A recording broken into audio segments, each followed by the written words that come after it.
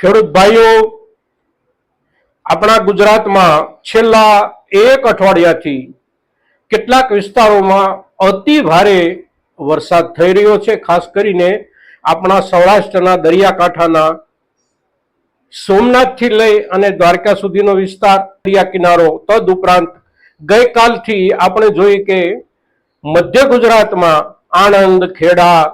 બોરસદ આ બધા વિસ્તારોમાં, વડોદરા સુધીના પ્રદેશમાં ખૂબ મોટા પાયે એટલે કે જેને આપણે ધોવાણ જેટલો વરસાદ કહી શકીએ એટલો એક દિવસમાં 12 કે 13 14 ઇંચ વરસાદ જે પડી રહ્યો છે એના કારણે સૌથી મોટું નુકસાન આપણી ખેતીવાડીને થઈ રહ્યું છે. કેટલાક વિસ્તારોમાં પાક તો ધોવાઈ ગયા છે, પણ પાકની સાથે સાથે આપણી જમીન પણ ધોવાઈ ગઈ છે. તો ચોમાસાની શરૂઆતમાં જ આપણને ખેડૂતોને સીધો કમર પર કુદરતે મોટો ઘા માર્યો છે આ બધા વિસ્તારોમાં. અને આશ્ચર્યજનક વાત એ છે કે હજી પણ આપણા ગુજરાતના કેટલાક વિસ્તારો એવા છે કે ત્યાં જરૂરિયાત જેટલો વરસાદ પણ નથી. હવામાન વિભાગના કહેવા પ્રમાણે આગામી દિવસોમાં આ વિસ્તારોમાં વરસાદ કદાચ જરૂરિયાત પ્રમાણેનો થઈ જાય, પણ આપણે ખેડૂત છીએ અને જે વિસ્તારમાં આપણી પાક પેદાશો બચી ગઈ છે અને જેની સારવારનો જે સમય ચાલે છે આપણો, એના ઉપર આપણે આજે આ વિડીયોમાં સામાન્ય ચર્ચા કરીએ છીએ કે કેવી રીતે એને પૂરતી ખાતરો અને કેટલાક રોગચાળાથી બચાવવા માટે આપણે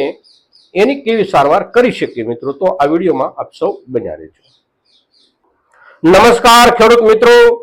જય કિસાન, જય ભારત. ખેડૂત ભાઈઓ, આપણે વરસાદની વાત કરી અને હવે જે આપણો પાક અત્યારે ઊભો છે અને જે પાકની અંદર આપણે સારવાર કરી શકીએ એવા સંજોગો છે, એ પાકની સારવાર કરવા માટે અત્યારના જે દિવસો છે આપણે જોઈએ છીએ કે લગભગ છેલ્લા 15 દિવસથી આપણા વિસ્તારમાં, ખાસ કરીને ગુજરાત અને સૌરાષ્ટ્રના મોટા ભાગના પ્રદેશોમાં સતત વાદળછાયું વાતાવરણ, અતિશય ભેજવાળું વાતાવરણ અને તડકાની બિલકુલ ગેરહાજરી હોવાના કારણે પાકની અંદર, જમીનની અંદર ઝડપથી ફૂગજન્ય રોગો પેદા થતા હોય છે. અને આપણા પાકોમાં ફૂગજન્ય રોગોને અટકાવવા માટેની દવાઓ એટલે કાર્બેન્ડાઝિમ પાવડર, મેન્કોજેબ પાવડર, આ જે ફૂગ અવરોધક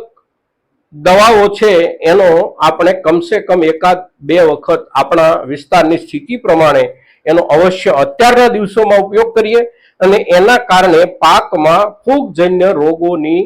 જે હુમલાની સ્થિતિ છે એનાથી આપણો પાક બચી જઈ શકે છે. એક બીજું કે જે સવાલો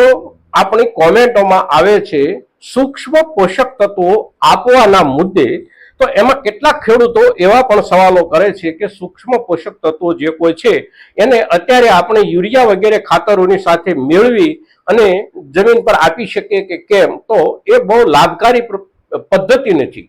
અત્યારે આપણે કોઈ પણ સૂક્ષ્મ પોષક તત્વો જમીન ઉપર આપીએ અને આપણા છોડને એનો મોટો લાભ થાય, અગર તો નોંધપાત્ર લાભ થાય એવી શક્યતાઓ ઓછી હોય છે. જમીનની અંદર સૂક્ષ્મ પોષક તત્વો આપણે આપવાનું વિચારતા હોઈએ તો એ પાયાના ખાતરોની સાથે જ આપણું વાવેતર થાય એ પહેલા આપણે આપી દેવા, આ સૌથી અગત્યનું છે. અત્યારે આપણા છોડને સૂક્ષ્મ પોષક તત્વો આપવાની જરૂરિયાત અવશ્ય હોય છે, પણ એ આપવાની જે પદ્ધતિ અને પ્રક્રિયા છે એ આપણે સ્પ્રે મારફત એને આપી શકીએ છીએ. સૂક્ષ્મ પોષક તત્વોમાં વધારે આપવાની જરૂરિયાત શેની હોય છે, તો સૂક્ષ્મ પોષક તત્વોમાં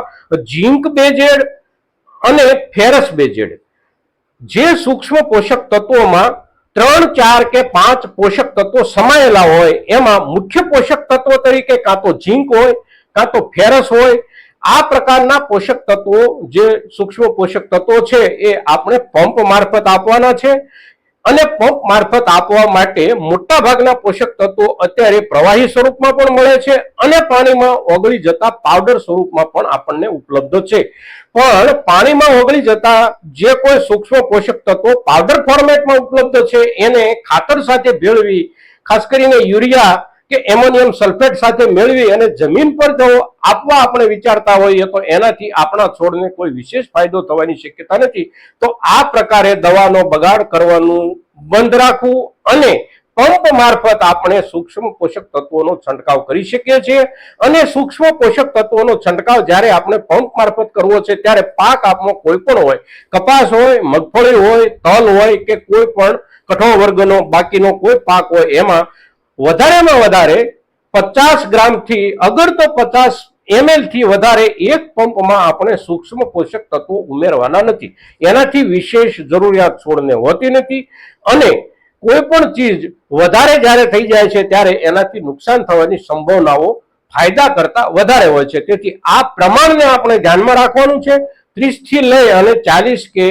45 ml અગર તો 30 થી લઈ અને 40 થી 45 ગ્રામ સુધી એક પંપમાં સૂક્ષ્મ પોષક તત્વોનો ઉમેરો કરી અને આપણે આપણા કોઈ પણ પાકમાં છંટકાવ કરવાનો છે અને એનાથી આપણા પાકને ખૂબ મોટો ફાયદો થશે. શક્ય હોય તો 2 છંટકાવ અત્યારના દિવસોમાં આપણે અવશ્ય કરી લઈએ. 1 મહિનો કે 1 મહિનો અને 5 થી 7 દિવસની આપણી જે કોઈ મોલાદ થઈ હોય એમાં સૂક્ષ્મ પોષક તત્વોની જરૂરિયાત ખૂબ મોટી હોય છે અત્યારના સમયે, તો એ સૂક્ષ્મ પોષક તત્વોની જરૂરિયાતની અવશ્ય આપણે પૂર્તિ કરી લઈએ મિત્રો. તો આજના દિવસે ફૂગજન્ય રોગોની શક્યતાના ધોરણે ફૂગજન્ય રોગોને અટકાવતા પગલાં તદુપરાંત આપણા પાકોની સૂક્ષ્મ પોષક તત્વોની જરૂરિયાતની પૂર્તિ માટેના પગલાં, એના માટે જ્યારે આપણે આ વિડીયો બનાવીએ છીએ ત્યારે અત્યારના સમયમાં આપણા દરેક ખેડૂત માટે આ ખૂબ અગત્યની માહિતી છે અને તેથી આ માહિતી આપણા તમામ ખેડૂતો સુધી પહોંચે એવા આપ સૌના તરફથી પ્રયાસો થાય એવી આપની પાસેથી અપેક્ષા સાથે જય કિસાન, જય ભારત.